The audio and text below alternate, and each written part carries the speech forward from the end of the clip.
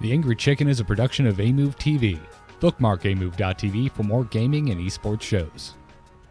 The Angry Chicken is directly supported by listeners like you via patreon.com/TAC. Hey everyone! Get in here!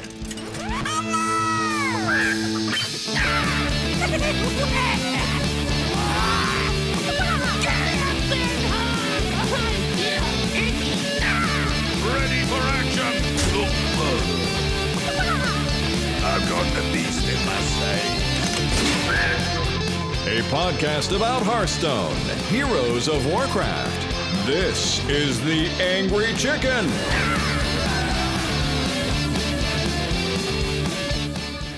Greetings and welcome back, everyone, to the Angry Chicken, the podcast all about Hearthstone. I will finish what you started, and that thing that I'm starting is episode 287. We will finish it. Hi, everybody. I'm Garrett Weinzerl. I'm joined, as always, by the murderous, violently bearded Willie Dills Gregory and Captain Jocelyn Moffat. Yarr! Happy Halloween, I think I'm everybody. not supposed to talk in this thing, to be honest. I was trying to think of like what my voice is, and I realized that Eric Rowan just doesn't talk. I think that's his character. He just does this. I'm assuming that the Kylo Ren mask I'm currently wearing is terrible for microphone sound quality. It's not great. It sounds pretty terrible. Cool. You know, pop filters are one thing. This is something completely different. You know, I've worn an entire Stormtrooper armor, and somehow this mask is worse. I can see even less out of it. So you would say that it hinders you from effectively fighting with a lightsaber? Yeah, but you know, if I was a fighter that was supposed to be fueled on rage, this helmet would make me pretty pissed. No wonder he takes it off all the time in the movies. Likes to wear that thing. Well, he takes it off in the movies all the time because Much like me, he has beautiful hair underneath it. Ah, yes. There Yeah. you go. Mm-hmm. Yeah. That so- reveal, though. Do you stand around with your shirt off like him too? Oh man, if I had Talk to women across the galaxy. if I had phenomenal mind. if I had phenomenal man boobies like Kylo Ren, I would walk around all the time with the highest waisted pants and no shirt. So Jocelyn's the only one who's kind of Hearthstone themed because the Tavern Brawl this week allows you to choose pirate. I know. I thought we were going to be witch, pirate, and cat, and you guys just didn't do witch or cat. You're witch. kind What of are you cat. talking about? Oh. This is kind of witchy, That's right? kind of witchy. All right, I'll give you that. But Garrett, you definitely failed at cat. Garrett is Catlo Rin. yeah, exactly. Wow. Okay. Wow. By the way, that'd be a pretty good Halloween cut. Like anytime you can like fuse two things together for Halloween, that's always a win, right? Is it Yeah. is it Kylo Ren in like a skin tight unitard a la Cats on Broadway? Mm-hmm. Ooh, yes. Yep. And then With just a sing a tail. lot of Don't songs. forget the tail. You have to have a tail. But his tail is red with a crossbar, like cross guard, Oh my- like a sword. Like you have a lightsaber stuck up your butt. Yeah, you know, he's probably into some weird fetish stuff. Oh God.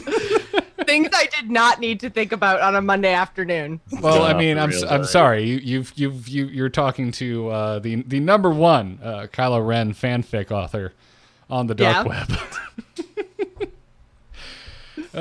This is fun.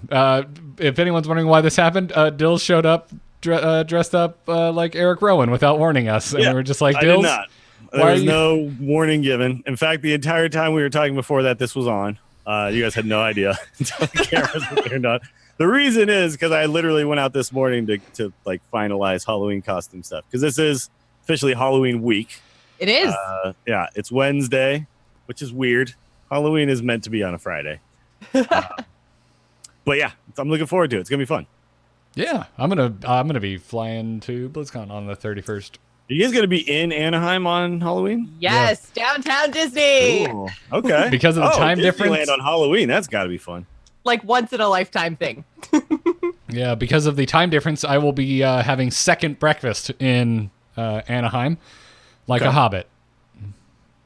So I'll be having breakfast once before I leave, and again once I get there, and then we'll move on to lunch, and so on and so forth. I'm very excited. This is the most time I've ever taken off for BlizzCon. I am hoping it means I will be more relaxed and not get sick for once. Oh, don't count on it, dude. Well, you know, one can hope. One can hope. Hey, speaking of BlizzCon, there's an A-Move TV /FrogPants/HS replay, because we just keep adding folks to the meetup, but there's a meetup for our fine program and many other podcasts like it. And it's no longer on Thursday. It's going to be on Friday this year because there's too many damn things happening on Thursday now. Also, the bowling alley is only open till 11 on non-weekends. Oh, wow. Yeah, so we're not going to get kicked out early this time. Exactly. I mean, honestly, I think they were kicking us out on time. Well, yeah, but I mean, like, last call is when last call you think it's going to be, not at 11 p.m. Yeah.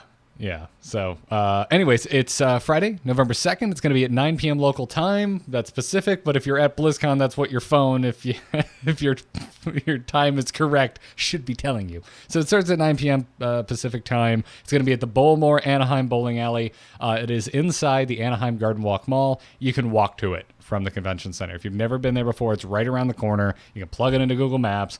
If you're somehow already so drunk you can't walk, it's probably a very cheap Uber. But pace yourself, because they make good drinks at the bowling alley. It's like 2 blocks. You can Yeah. stumble. It's stumble distance. It is. It's totally. I've done the stumble walk back many times from the bowling alley. But yeah, it's gonna be a good time. I'll be there. Jocelyn will be there. Dills, you were sadly not attending BlizzCon this year. No, I'm gonna be in Vegas for like a friggin' week and a half. It feels like it's gonna be so long this year. But yeah, it's always a struggle to do both events because they just always overlap. And the last couple of years, it's overlapped too much for me to be able to make BlizzCon. So Gotcha. Well, Joss and I will be there. If you're into the Nexus fan, Kyle Ferguson will be there. If you're just a Heroes fan, I know the whole core crew is going to be there. Scott Johnson. I'm hoping I can steal Tom Merritt in the utility van. I'm just going to pull up, kidnap him from Patricon, and bring him down. And we'll see. So a lot of other folks are going to be there. Chan Man will be there with some other HS replay folk. So come on out. Again, it's 9 p.m. this Friday, November 2nd at the Bowlmor Anaheim Bowling Alley, right around the corner from where BlizzCon is taking place. Looking forward to seeing you all. And also, the day before, you should go to Calm Before the Storm in the Hilton because, Jocelyn, you are on the WoW panel, and I am on the Hearthstone panel. And it's an amazing event, and it's free. You can just show up. It's a good time. A lot of good folks there at Calm Before the Storm. So go check that out as well. But we're not done with announcements because, Dills, when we get back from BlizzCon, there are other Angry Chicken related events that will be kicking we'll off. be doing the Taco Booms Day on November the 17th. It's a Saturday. That will be at 12 p.m. Central Time, and we'll start signups after BlizzCon so that nobody has to worry about it while they're in Anaheim having fun. So BlizzCon ends, Sunday the 4th? Yep. So expect signups to start on the 5th, probably. Yep. You'll get tweets, and patrons will obviously be first to have dibs. So before we allow everybody in, we'll probably start signups for everybody on the week after, but the 5th or 6th, that's when the patrons will start to get notices. So look for that. Yep. Go and check it out. Well, don't go anywhere. We're just letting you know it's coming. Don't worry about it until after BlizzCon. Just get stoked on BlizzCon. And with that in mind, let's move into this week's Hearthstone news. Good news, everyone! Which is, understandably, very quiet because BlizzCon is in 4 days. Oh my god. I know. I just threw up in my mouth a little. It's weird. I'm home. I am not ready. I always have this disconnect because, like, I'm home. I'm in my comfort zone. I'm wearing my super comfy, oversized Jurassic Park t-shirt that I don't like going outside in because it makes me look like a, I don't know, homeless man. But it's very comfy. My dogs are here. And in 4 days, I'm going to be on the other damn side of my country freaking out about Blizzard stuff. But in the meantime, esports is seeing a bit of a turn. What's going on, Jocelyn? So last week, I guess probably like Thursday, I think, Fade to Karma let go their competitive team. And this is really interesting because Fade to Karma actually came second in the team standings in the first season of that they even had Hearthstone team standings. Came second to Tempo Storm, which included a prize of over $13,000. But I guess that's not enough. And this is kind of goes back to the conversation that we've been having quite a lot as the kind of first year of this whole Masters new HCT Tour Stop system is kind of winding down. Taking a look at esports, and a lot of the competitive teams are kind of finding that it's just not worth fielding a HCT competitive team, right? Like sending all their players to all these events because they came second in team standings. Pheno and Board Control had amazing results. Not to say that Glazer didn't, but Pheno and Board Control have really been holding it down. I mean, Pheno was in the top 16 of 5 tour stops and then came third at Austin and second in Montreal. Not to mention, he literally, after being let go from his team, just came first in HCT Orange County that happened this past weekend. So even when you're performing consistently at that level and getting some of the highest prizes available in Hearthstone right now, it's still not worth your team sending you to events, which really kind of hammers home some of the stuff that other competitive teams have come out and said. Now, Fade to Karma is still doing Hearthstone content. They still have like Jackie and Ali Straza, and all of their streamers are still signed to the team. But yeah, Pheno and Board Control have left the team now. And Glazer is still on the team technically, but he's actively looking for a new team. So he's been released from his like non-compete part of his contract, whatever you want to call it. So he's actively looking. It looks like now from a tweet that Orange sent out, I think on Sunday, because it was congratulating Pheno. He sent out a tweet saying, you know, like, congratulations to my teammate. I mean, congratulations to Pheno, like very much hinting that they're going to be on a team, which is great because Orange was let go from Allegiance just before HCT Montreal. So he and Pheno, and it looks like Board Control as well, because he tweeted with a little boar head and a little orange and a little like championship emoji or something. So basically like a little emoji for each of the three of them. Looks like they're going to be a team, but there hasn't been an official announcement. We don't know where they're going to play or who's going to be their sponsor, but looks like those three are going to be a team, which is going to be a powerhouse. But yeah, it was a pretty interesting weekend in esports for Pheno specifically. Yeah, it's just like you said, it's kind of just like one more example of the challenges of the current tour system and how it's set up going into BlizzCon week. But again, like, you know, looking at the BlizzCon schedule, there doesn't seem to be any Hearthstone esport centric panels. No, everything is just they're talking about single player. Then we've got HGG. The top 8 is going to be at BlizzCon, but there is no HCT presence there anymore, which is really unfortunate. And then we have like the What's Next panel. So yeah, which I mean, what's next is more esports stuff. Yeah. Yeah. I don't see that being part of the announcement at all. Yeah. I mean, I hope it is. I hope they take a look at some of this stuff because I really worry for the state of Hearthstone esports if the second place team can't field a competitive team. Do you know what I mean? Like if there's not enough money for them and they've got some of the most consistent players and they've got some amazing high finishes, like if even they can't make it financially viable, then I'm really worried for Hearthstone. Yeah, I mean, you did mention though too that they're not dissolving Hearthstone content. They're still like they right. It feels to me like what happened is they streaming made a decision that streaming is more lucrative than the competitive stuff, and that is an issue with the competitive scene because you know competitive scene creates streamers, right? So you kind of need like one feeds the other, and if you don't have the competitive scene thriving, then you just have the same guys forever. Yeah. Yeah. So I hope that they make some changes, and I hope that I don't even know how you do it. Like maybe have some sort of, I don't know, like scenes like washes or ads or something of all the teams competing or like all the team sponsors or something, like give them screen time, guaranteed screen time somehow at events. Like, because what they do more of this bit stuff. The bit stuff would be great. If you could donate bits to different HCT events and get packs and other rewards for that and stuff, and then have the money funnel into the players, that would keep it going pretty strongly, right? So yeah, like and all the money, like you look at crowd-funded esports tournaments, and they do pretty damn well. So if Hearthstone is finding it as a struggle and the teams are finding it as a struggle, we haven't really tried it. Try crowdfunding it just a little bit.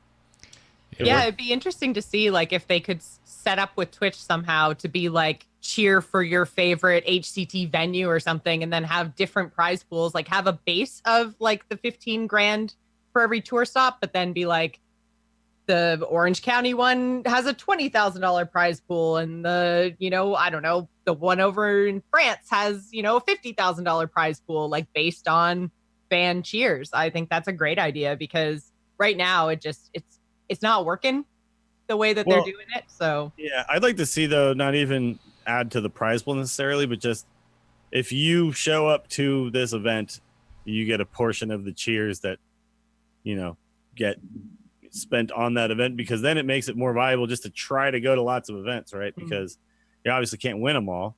And the prize pool can already exist the way it does. So there's obviously, more money if you win, but like just being there, showing up, it's like suddenly it's not a huge problem.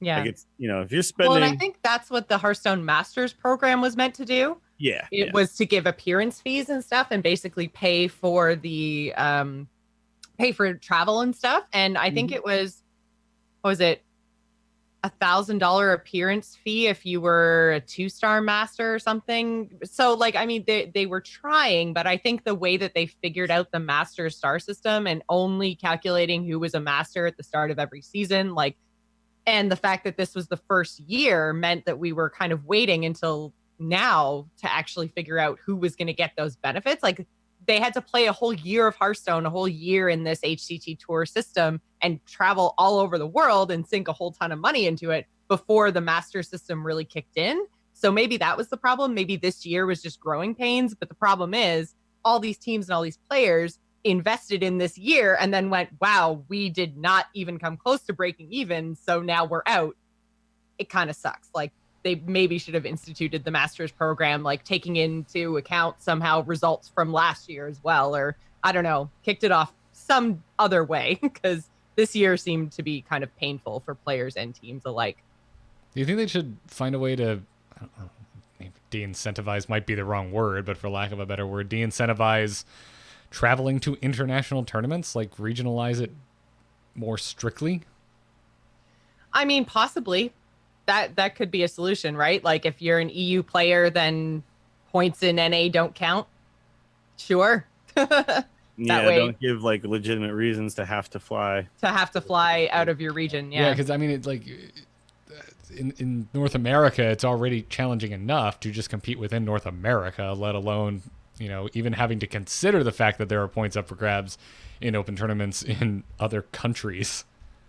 Well, that's the thing. I mean, like, all the NA players were flying to EU. They were flying out to China. They were like, just all the HCT events were all over the world. And the ones who had a team backing them and were really making a go of it and competing for like top points in their region, like, they had no choice. They had to travel week over week over week to all these different places. And like, even if you're talking about being an NA player and going to like Montreal, then Orange County, like, you're still going all over the freaking place in order to compete. So yeah. I don't know. It just, it doesn't seem like a sustainable system the way that it's set up now. But the missing piece, like I said, might be the master's program, which we haven't really seen in full swing yet. What I kind of think about is why esports doesn't just have a hub. Like, think about if you're a professional poker player, you just moved to Vegas. Yeah.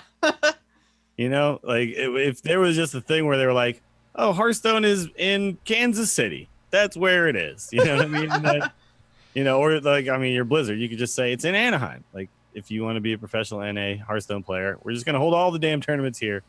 Just move here, be a professional Hearthstone player. Like, poker pros understand they have to live in Atlantic City or Vegas. One might argue that it would be more expensive to live in Anaheim than to fly halfway around the world to compete. Sure. But yeah. But if it was I know exactly what you're talking about. If it was centralized, then that choice is with the player. Then they can decide if it's better to live there or travel. Everybody's all over the friggin' place. Yeah, right? This is why Korean StarCraft works so damn well. Is that the players live in Seoul, Korea. They all live in Seoul, and they live in like a team house, and they all just play StarCraft all the time. It's also why they kick our asses in every esport they compete in. Mhm. But And I feel like Blizzard kind of tried to do this with Overwatch a little bit, right? Because all the Overwatch League games happen in their fancy dancy arena in California, right? Sure. yeah, which is a relatively new thing for Blizzard. Yes, yeah, because Overwatch League they just finished the We've first only had one season, right? season. Yeah. Yeah, and they've already announced that more teams are coming to more places. They're I going know international. Toronto got a team. I don't Yeah. even watch Overwatch, but I'm just super stoked.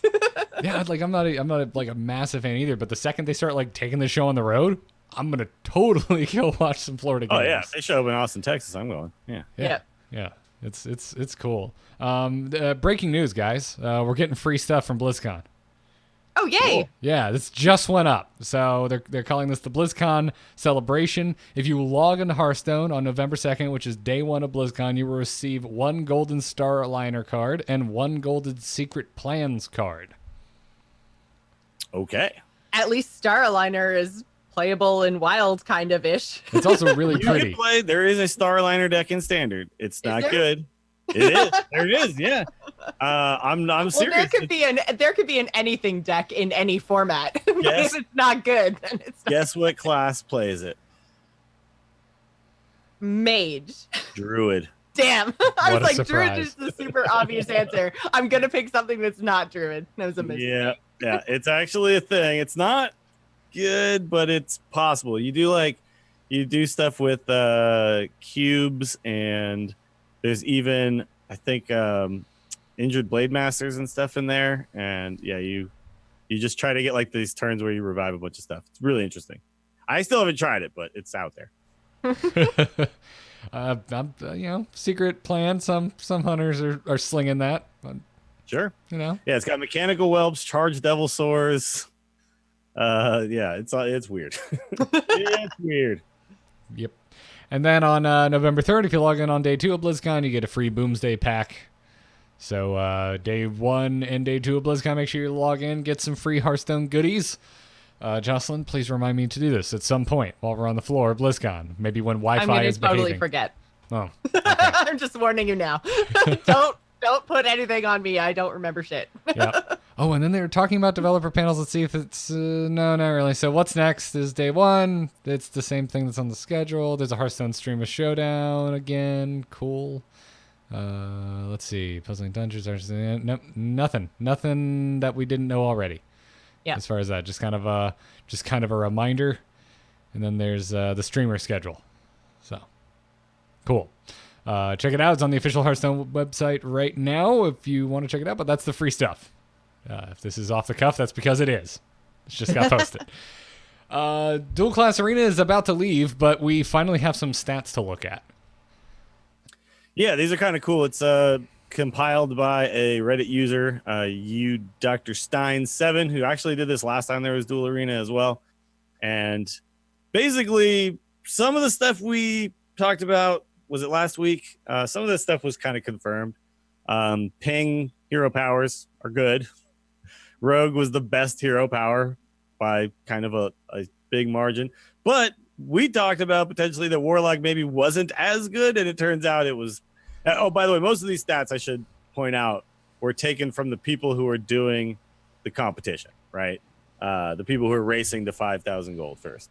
So these are kind of crunched down and compiled really quickly in a short amount of time. That lasted a week. But it was a lot of games played, so he was able to pull a lot of information.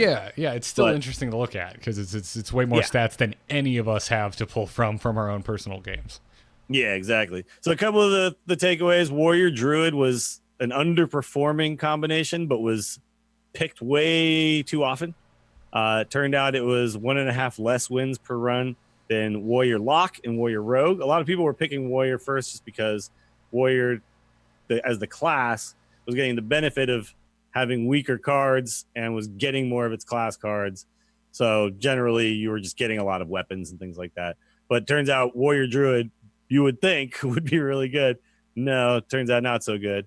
Best 3 hero powers: Rogue, Warlock second, then Mage. I think that's about where we predicted the pings, but the Warlock sneaking in the second is kind of interesting.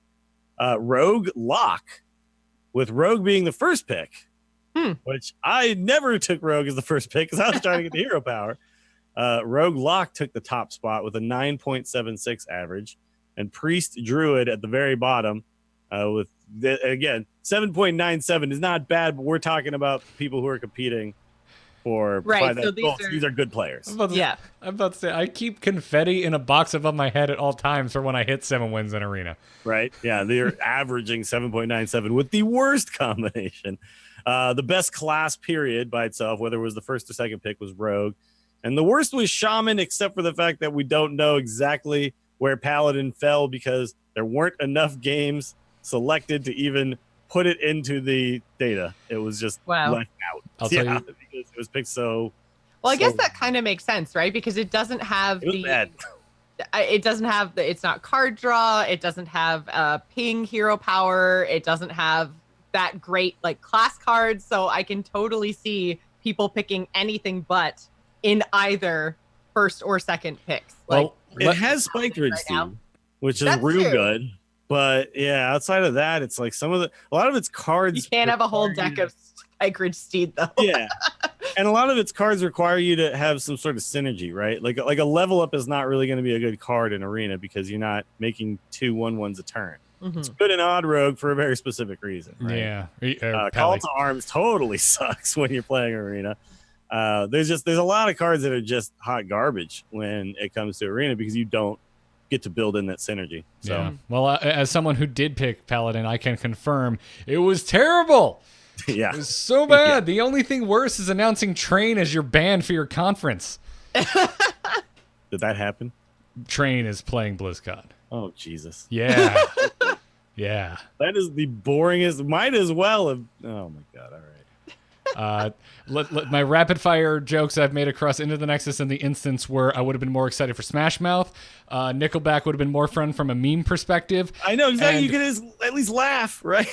Yep. You can be like, haha, look, we're doing the L on your forehead song. And my personal favorite, if you've never heard Train, imagine you ever listened to Maroon 5 and thought that's too edgy for me. Train is the band for you.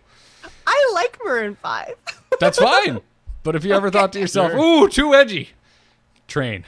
Yeah. Train. Whew. So I guess one thing I can say about Train is they're a San Francisco band, so I'm supposed to like them, but I don't. I never did. By that logic, Jocelyn should like Nickelback. So. Yeah, no. Exactly. No.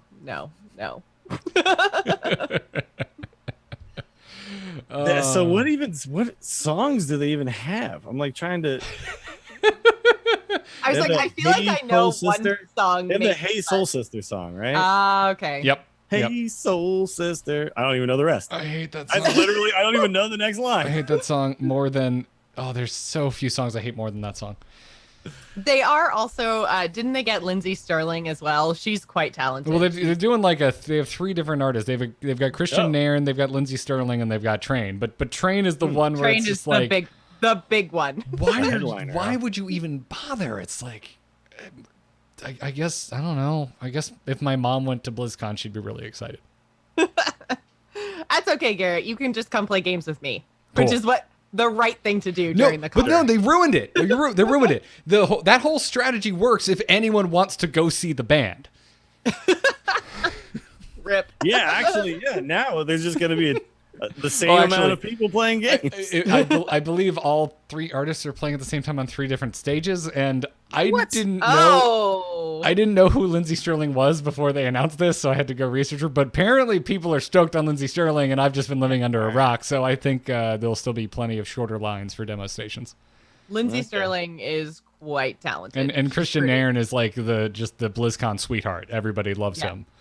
So, but I feel like Lindsay Sterling, like I like her stuff like on in the background and stuff. Like she's super talented, but I don't know if I'd want to like go to a concert.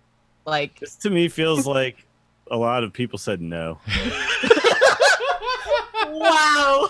Oh, it's good. It's good. Yeah, I don't like I said, wasn't familiar with Lindsay Sterling. Now that I've looked her stuff up, I think she actually would be pretty rad to see live. But I also just anytime I get to watch someone play violin live, I get excited. So This is just I'm not. I guess it's probably because it's like violin. I just don't. I feel like if I'm gonna go to a concert, like I want to be like hyped up and excited, and violin doesn't really, drive the hype train. the first year I went to BlizzCon in 2010, Wings of Liberty had just come out, and they had like a house band. It was a quartet with like an upright bass of like a fiddle and someone on drums, and they were playing the Wings of Liberty soundtrack live in between stuff. So if like panel's over, we've got 20 minutes to fill, band comes out and just plays the Wings of Liberty music. It was so dope.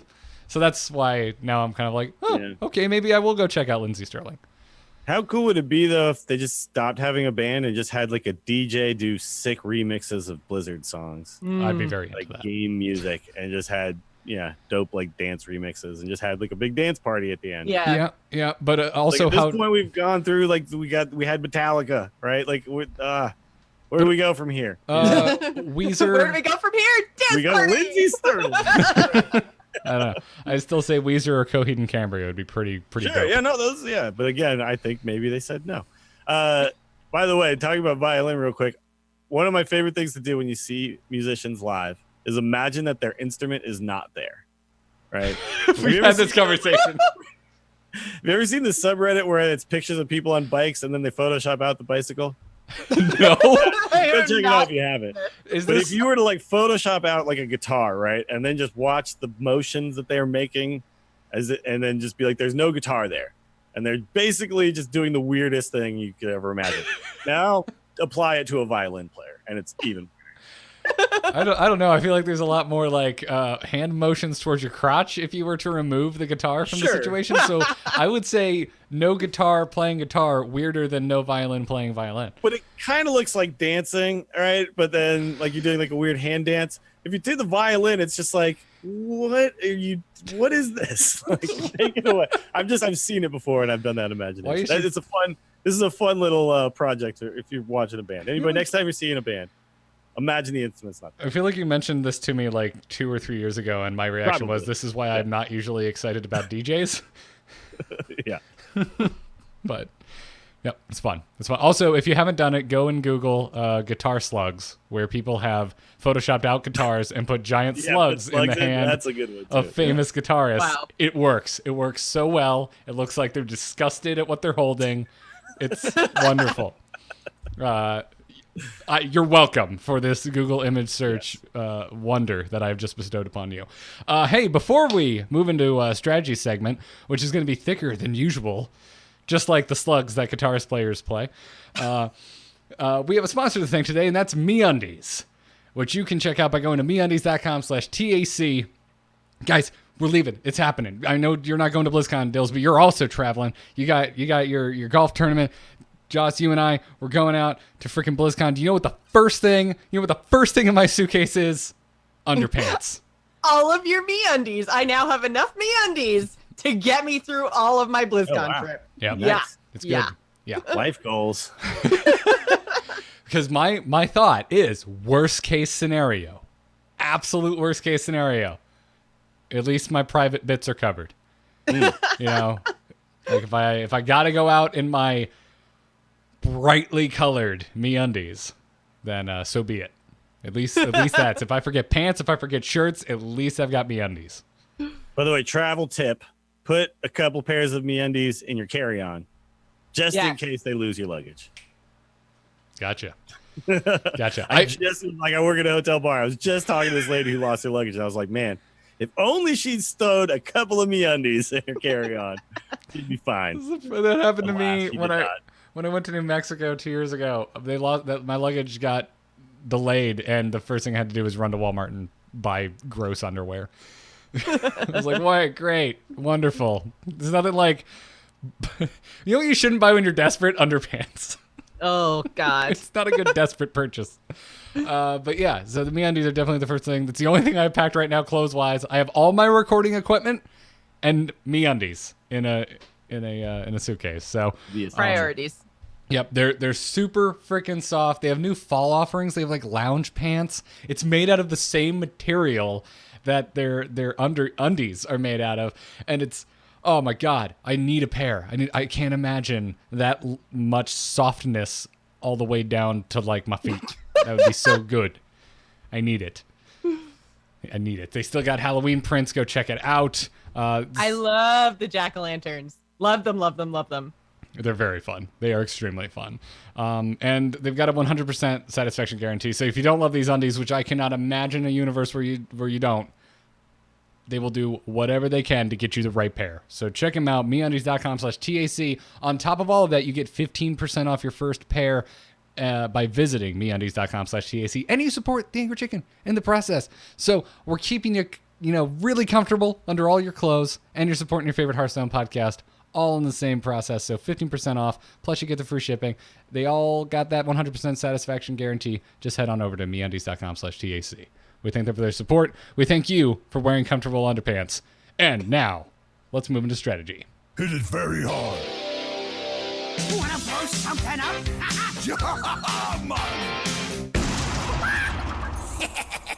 Time to pay!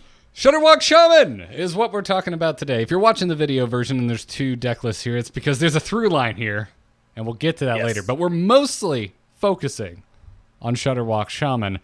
And yeah, we know it's been around for a while, but you know what?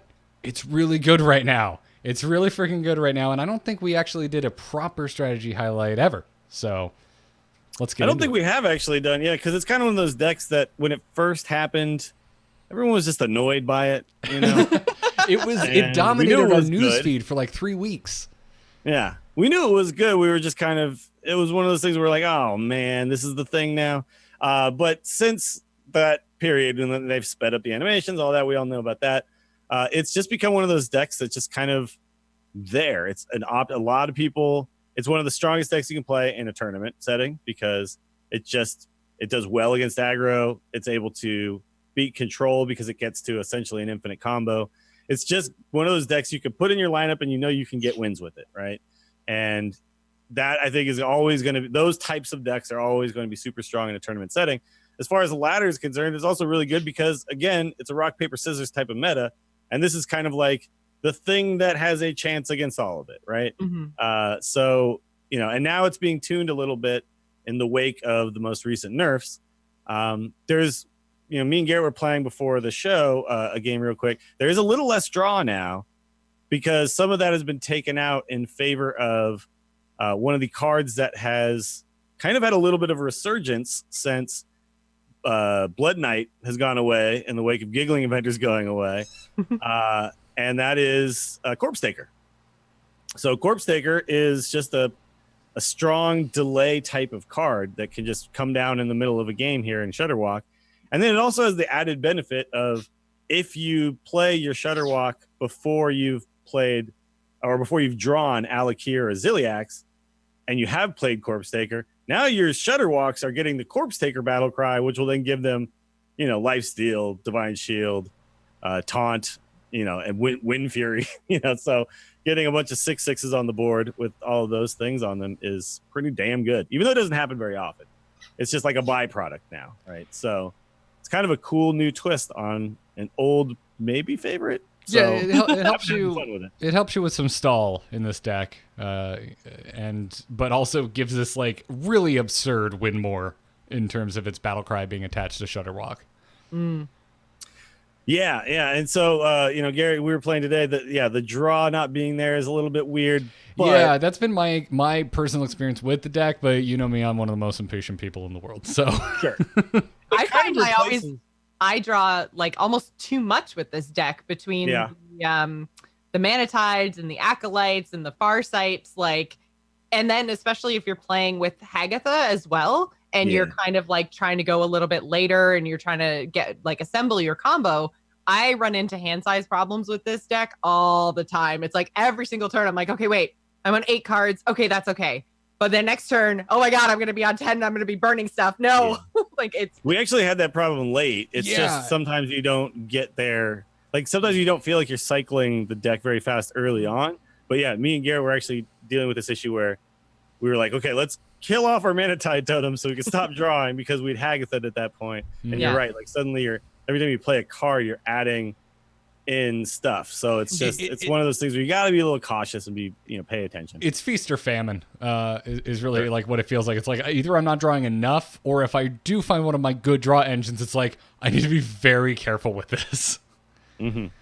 Blamberjam in the chat says Hagatha feels like anti-synergy with Shudderwalk. I completely disagree with that, because what Shudderwalk does, like Shudderwalk has 6 health. So in later turns when you are Shudderwalking, you're also clearing the opponent's board, and you're essentially like putting a lock on the game at that point. Yeah, right? Because when you're putting the 1 cost Shudderwalks back in your hand, and you're dealing 3 damage to the board every time, it's like they can never play anything ever again, because you're just going to Shudderwalk again next turn and clear their board. And it's just like, okay, game is over. You can't play anything. You can't kill me fast enough, because I'm going to be, life stealing and all this kind of stuff, but I'm also clearing all your minions. So it's just like the game is just over. It's one of those things. It's like, I've literally locked this game up now. All the things you can do can't be done. Yeah, so I hadn't played Shudderwalk in a very long time, since like pretty much when it was originally added to the game was the last time I really gave it an honest shake. And so it was almost a totally different deck at that time too, because it was so OTK focused. Yeah, I mean, if you understand the combo from back then, it still applies now. It's just way more finely tuned. This Life Drinker and Serenite Changang was just kind of the thing, right? Matters, and then grumbling back at some point, so then you get the 1 mana Shudderwalk. Yeah. So it still has that, obviously, but now it's got a lot more other stuff. So in trying to reteach myself how to play this deck, I actually read some guides, and actually quite a few of them are still kind of out of date and more about which would Shudderwalk, but multiple of them kind of break it down of like this deck versus aggro and this deck versus control. And aggro is kind of the scary thing, because this is a slower deck that wants to get to its combo. So aggro can be terrifying, and Hagatha is one of the like linchpins, I think, in surviving against an aggressive opponent. It's also one of the reasons why Corpse Taker is so good now, because if you get a Corpse Taker down with Divine Shield and Lifesteal, which all you need to have that happen is a Ziliax, is it still in your deck? It's like heal for 6, right? It's like another Ziliax almost. Yeah. So it's like one of the reasons why that card is so we're going to talk a little bit about what even Paladin looks like right now.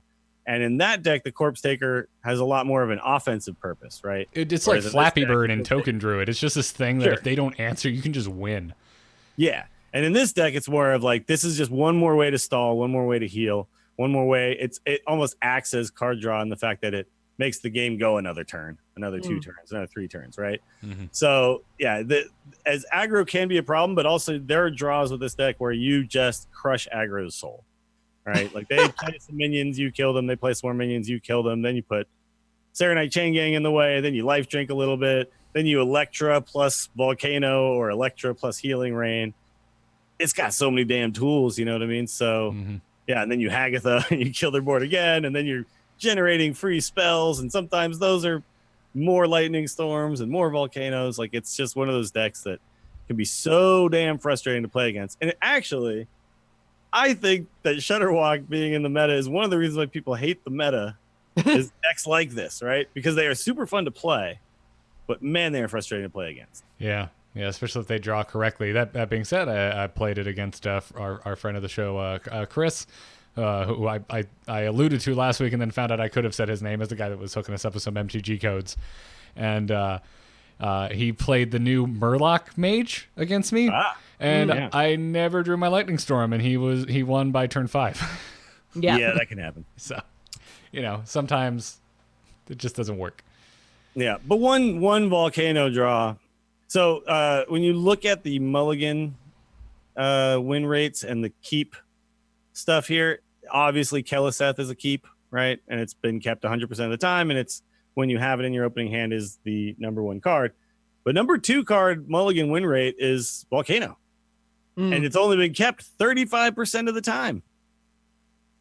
It's just one of those things where it's just such a good card.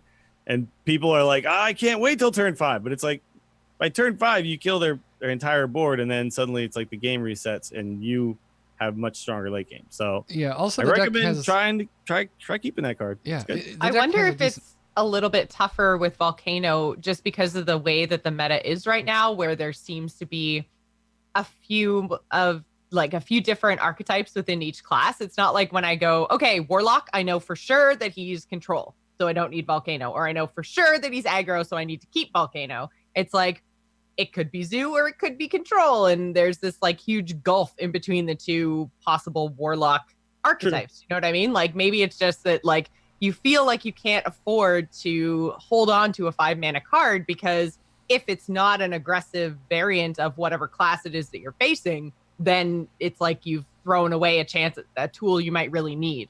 So as much as it's great aggro, it's kind of a hard keep. That is true, but I still think more often than not, like I would rather, if I'm playing Shutterwalk, I would rather mulligan for Zoo and then be wrong and it be even Warlock than mulligan for even Warlock and it turn out to be Zoo. That's how I felt as well. Like like you're still going to use it, and even though it might have been nicer to get a Corpse Taker out a little bit early because of the mulligan, you're fighting against another slower deck, so you're not being threatened by having a slightly greedier keep. And obviously in that matchup, your most important cards are Hex. Earthshock also is insane because Earthshock just kills Twilight Drakes. Mm-hmm. So it's, but again, it's like I would rather, and also, worst comes to worst, if there's like a single giant on board, Lightning or Volcano does just kill it. Yeah.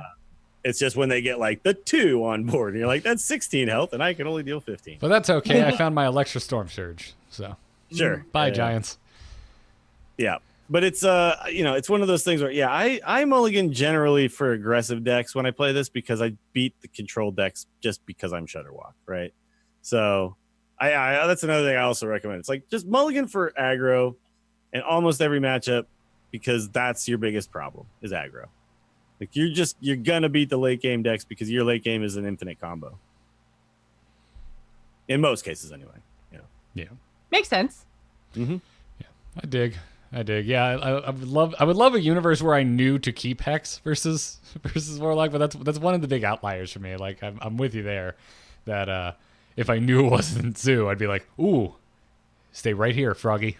But the problem is it's like Zoo. They have at this point they have such explosive openers that you just have to prepare for that, right? When they do. Flame Imp into heal and double ghoul and stuff like that. You're just like, okay. Yeah, an 8/8 on turn 4 doesn't actually seem that bad. Yeah, it's like, I can deal with that. Serenade Chain Gang stops 2 attacks. It's just that scares the hell out of me compared to tap giant, right? Yeah. So we haven't really spelled out the combo. So in case anyone's listening and it's like, haven't played this deck. Damn it! Tell me what the combo is. Let's go back over it. And I do you want to, I guess I'm just going to reorganize here. Let's talk about control first, because that's where you can really assemble your perfect combo. So the combo is Shutterwalk, right? Like the combo is I play this single card, but beforehand you need to fill the battle cry pool with the important battle cries. Right. The important battle cries are Serenite. Because when you play Shutterwalk, it's not going to summon another Serenite. It's going to summon another Shutterwalk, right? So, right. The important question is when. When do you play your Shutterwalk? Because it's so easy to want to just not play it. Like one more Battlecry, one more Serenite Chain Gang. I got to hold out for my Grumble, that kind of stuff. And that is true, I think, if you're fighting a control against a control deck, that you have the time, that you have that luxury to kind of sit back and get as many Battlecries stacked onto your Shutterwalk as possible. Well, one of the cool things about this deck is that the battle cries are effective just on their own as you play them, right? So Serenade Chain Gang is just putting stuff in the way. You're just playing a couple 2/3s. The other important one is obviously Life Drinker, deals 3 damage to the enemy hero and heals you. So you get a couple of those in there, and then every time you Shutterwalk, you're dealing 6 and healing for 6, which is super good. Mm-hmm. Hagatha, we talked about. That battle cry of dealing 3 damage to all minions means you kind of lock the game out. The Corpse Taker we talked about, if you have Ziliax or Alakir in your deck still, when you play the Shutterwalk, you will get that Corpse Taker Battlecry, which is pretty sweet. So it makes your Shutterwalks really, really strong. Glacial Shard is another just defensive. So like once you get the Shutterwalk, Glacial Shard just starts freezing stuff. So while you're kind of assembling the infinite thing, you're also stopping them from dealing damage. And then the most important one, which is the one we had a problem finding today, is Grumble World Shaker, because what this does is Battlecry returns all other minions to your hand. If Serenite has gone off before Grumble, it will then put a 1-cost Shudderwock back into your hand, but you can then replay and redo all the Battlecries. So that's the number one thing. That's the one you really got to wait for. All the other stuff is just kind of Bonus. It's important, but you need this one to do the infinite part of it. Right. That's what Well, makes and it. the other piece to this that kind of can make up for a really bad roll on when the Grumble actually happens is if you have Zola in your deck as well, you get like one more chance at a give me another copy of Shudderwock kind of roll. So if for some reason you have terrible luck and it goes like Grumble, then Chain Gang, if you have Zola in your pool too, then she'll copy one of the copies of Shudderwock. It won't be 1 mana, but it gives you another kind of round of Shudderwalking. Well, the other thing you can do too in that scenario, you can guarantee it even better by playing Zola the same turn you play Grumble, so he puts a 1 mana Zola back in your hand so the turn that you. But again, this is like in a control only environment. Yeah. Extremely unlikely you're going to be able to do this against an aggro deck because honestly, if you played correctly, the aggro deck's probably conceded before you even get close to this point. It's true. But yeah, so and then versus aggro, I think that this is where the real question is: when do I play my Shudderwock? And I think aggro, it's like, what's the bare minimum? I think the question is, what's the bare minimum of battle cries that you consider dropping your Shudderwock? Well, with aggro, you don't wait for the infinite combo with Shudderwock. You can just tempo Shudderwock. So I just, there's a lot of times where you're just like, I have 9 mana, I have a Shudderwock in my hand. I've played at this point like a Serenite or a Glacial Shard or whatever. It's like, I'll just chuck it down, right? Or if you just have the Hagatha Battlecry in there, it is super sweet. So yeah, you can kind of play Shudderwock on 9 if you're against aggro. Mm-hmm. Yeah, a second Hagatha's pretty gnarly. Yeah. By the way, I do want to point something out about Zola. Zola will not, if it's the first battle cry, if it happens before a Serenite, it will not put another Shudderwock into your hand. Oh yeah, no, I know. Yeah. Because there has to be some other minion on the board. So if there's another minion, it'll put that, whatever that is. There could be anything on the board that's not a Shudderwock and it will give you that. But if like I've had it go off where I'm like, okay, I just need the Chain Gang to go up before the Zola, and then it's like, boom, Zola. I'm like, no. Well, Grumble's the same, Zola, right? Like Grumble, then Chain Gangs. I'm like, damn it, my 2 things. Yeah. But you're right. It's like the one more chance at Grumble, essentially. Right? Yeah. Yeah, and that's why you in those control environments where you are going for the infinite combo, you want to get as many Serenite battle cries played during the game as you can, because every Serenite battle cry greatly increases your chances that a Serenite battle cry will trigger before a Grumble or a Zola. So oftentimes I play Zola on a Serenite Chain Gang. Exactly. Most of the time. Yeah. Trying to get that third Chain Gang. Get a third Chain Gang activation in there. Same. Yeah. You can also, but like Zola's also good on things like Mana Tide if you haven't drawn enough and things like that too. Like, don't get married to it. It has to never go full Mana Tide though. Holy hell. It's always been true since beta. Yeah. It is still true in Shudderwock. Mm-hmm. Well, but also with this deck, don't be afraid to draw all the way to Fatigue. Like if you need that last card, if Grumble is the 30th card, get to Fatigue, because you will outlast Fatigue once you start Shudderwock. Shudderwock, yeah. Yeah. Mm-hmm. Because of those life drinkers. Such a good card, man. Yep. Yeah, if only someone on this show had gone to bat for If only. Life Drinker during the spoiler season for Witchwood. And if only that person was really humble about it. It's like the only time I've been right in 5 years, guys. I'm gonna harp on it. I'm sorry. Yeah. But before we go, mini crazy game story from our game earlier. Jocelyn, you heard this in the pre-show before we even got started. But in that game, Dills and I were kind of co-piloting through. We had overdraw issues because we had Hagatha. So every time we were playing a minion, we were getting a spell. We had a Mana Tide that wouldn't die, which is a problem I didn't know I could have. And we had also Volcanoed onto a 4 health Acolyte in that game. And our opponent got their Deathstalker Rexar out and purposefully made a Zombeast with Mukla to put bananas in our hand. And we were down to like 9 cards in our deck. We hadn't pulled Grumble yet. And I think we were both just sitting there just like, yeah. don't Grumble.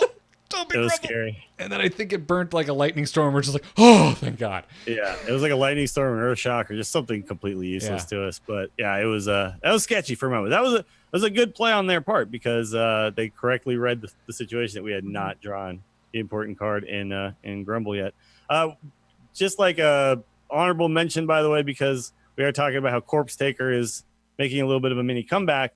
Another fun Corpse Taker deck is the Even Paladin, which we've linked in the show notes. We won't get too deep into it, but in that deck, it's more of an offensive card because get one with Wind Fury out, throw Kings on it, you just start massively destroying your opponent. So kind of fun to see cards like, we talk about how it's fun to see like classic cards come back. I find it more fun when a card like Corpse Taker comes back, right? Because it's not a card that's been around for the entirety of Hearthstone, right? Mm-hmm. And it's a card that is, when we saw it, was super cool, and we were just like, I don't know if this is good. Like, maybe it's amazing, maybe it sucks. It's just a card that's like really interesting, and right now it's having a little bit of a resurgence. So give these next. I know that it's not the case in Even Paladin, but I think that the resurgence of Corpse Taker has a lot to do with Boomsday because of the addition of Ziliax. Ziliax is really powerful, and Ziliax has the Divine Shield, the Taunt, and the Lifesteal. So yeah, 3 out of the 4 things. Exactly. There. Yeah, the only thing you're missing there is Wind Fury, and you don't necessarily need to have Wind Fury to just make this a really good card. So especially in an anti-aggro place where you don't have Giggling Inventor available anymore, I think Corpse Taker is a really good way to just stall out the game a little bit more. Yeah, and then with the Even Shaman or the Even Paladin, you don't need the Wind Fury, but you put a Wind Fury Harpy in just because when you do get it, it's pretty friggin' sick. I played so much of this deck. I was going to say I played so much of this Even Paladin deck. I know we were supposed to play Shudderwalk, but y'all were like, hey, Even Paladin's working again. I was just like, all right, I know we're supposed to play Shudderwalk, but I'm going to log an ass ton of games with this. It's really, really good. And I won multiple games with Wind Fury Harpies. It's one of those cards like you kind of, if you run out of stuff, then you're just like, okay, they've killed all my stuff, but I still got this Wind Fury Harpy. Yeah, and so I can still put stuff on it. Yeah, so to counterpoint it's not as exciting when vanilla cards make it back in. It's kind of exciting when you get the win with a card that's as critically panned as Wind Fury Harpy. Oh yeah. This card is absolute garbage, but when you can use it to to buff other stuff, and it becomes it's kind of interesting card that always has maybe utility when cards like Corpse Taker come along. Real quick side note, for that matter, get a Valenier on a Wind Fury Harpy. Okay. Yeah. Before we get out of strategy, I'll give you guys the deck that we're going to talk about. Not next week because you guys are going to be at BlizzCon, but probably in 2 weeks.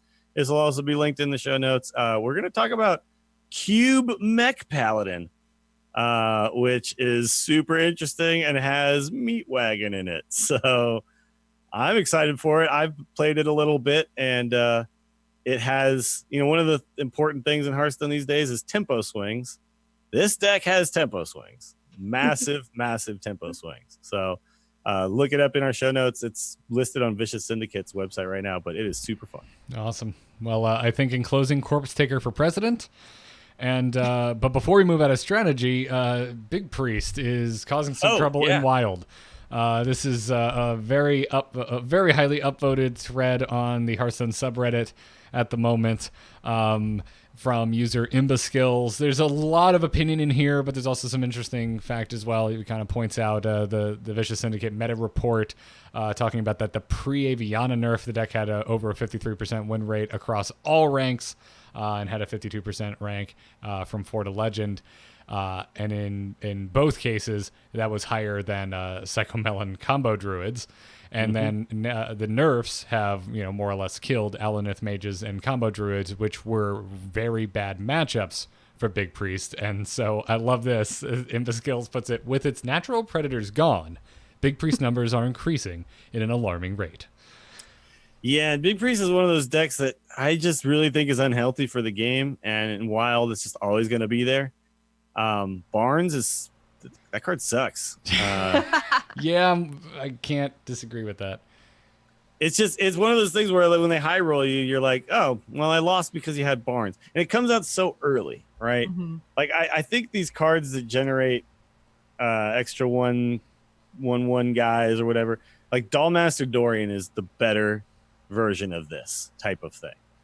The problem with Barnes is the RNG on it is just so damn bad, and it's just not fun to play against, man. It's really not. I know the big priest is having a blast when they coin out Barnes on 3, but no one's having a blast playing against that. So hopefully at some point Blizzard does look at that, because, you know, it's just one of those things. It's like, obviously there will always be problematic decks in Wild, right? Because of just the nature of it.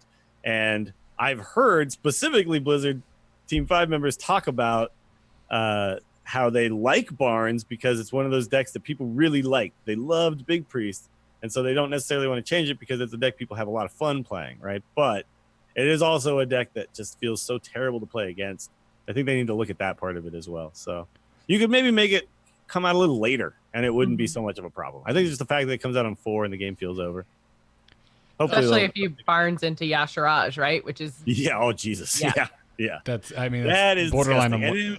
borderline unwinnable. at least anyone can do that, but then Priest can res it back up again, which is kind of the problem. And in Wild, they have 2-mana Resurrect as well, which is just, like, they just have so many more ways to res, and they also have all the tools like Light Bomb and Dragonfire Potion and all that kind of stuff there as well. So many tools to stall the game out, and then if they just RNG into Barnes, like, you just literally with that deck, you just always throw everything away to look for Barnes. To me, it's like why Keleseth is a bad design, Barnes is a bad design. These types of cards that come out and just anything that comes out early and then feels like it dictates the game within the first few turns. Yeah, Well, it's why I didn't like Mana Worm. It's why, I just don't like these 1 or 2 drops, and in this case 4 drops that just, you're like, okay, I had it, I win. Well, it's extremely draw dependent, right? Like that's kind of what it's coming down to. Like Keleseth and Barnes, and we just talked about Corpse Taker. I think Corpse Taker is also extremely draw dependent, but it's even more nuanced because of the way that its battle cry works with what else is in your deck. And I mean, yes, that's how Barnes works, but there's so many options in this archetype that Barnes is bound to find value, whereas, like we just talked about, that even Paladin, there's 1 minion in the deck with Wind Fury, and if you draw that minion, your Corpse Taker is suddenly much less effective. Well, and even if it's the most effective possible, even if it's Lifesteal, Taunt, Divine Shield, Wind Fury, it's still a 3/3. You know, it's still like a 3/3 that doesn't attack the turn it comes out. Exactly. Right? Cost 4, right? So you can do something to it. So, but like Barnes into Yasharaj, you're like, okay. And that's what I'm getting do at. Anything to a 3/4, a 1/1 that then pulled a Ysera. Like that. I can't do anything about that. Yeah, and that's kind of what I'm getting at, is that I think Corpse Taker is a good example of this kind of draw dependent card with a lot of nuance with what else is in your deck versus something like Barnes. Mm-hmm. So one of the advantages Hearthstone has, right, of not being, the way Magic works, where you get games that aren't games because I drew too many lands or I didn't draw enough lands, right? And Hearthstone could essentially avoid games that aren't games if they don't have cards like Keleseth and Barnes, where you're like, this game wasn't a game because that just happened, and now it didn't matter what I did, right? Yeah. So take advantage of the fact that you don't have a game that's not a game, and don't print cards like this, please. They're getting better at it. They're still around in Wild. Yeah, it's a balancing act, because then after that, it's just going to be like, oh, well, he drew the perfect combo in order on thing, and I drew terribly. What can they do about, like, there's a balancing act. I think our point is that Barnes is off the scale. Mm-hmm. Mm-hmm. And luckily, it's all a Wild only problem, so probably most of our listeners are like, I don't care. But the people in Wild, we want them to feel like they're listened to, and we learn from them and we pay attention. It's worth bringing up. Team 5 recently made a change specifically for Wild, so if nothing else, it's not off the table. It's worth talking about. Exactly.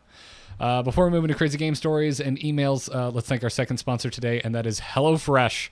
HelloFresh is back. You can go and check out the meal kit delivery service over at hellofresh.com/TAC60. Again, that's hellofresh.com/TAC60.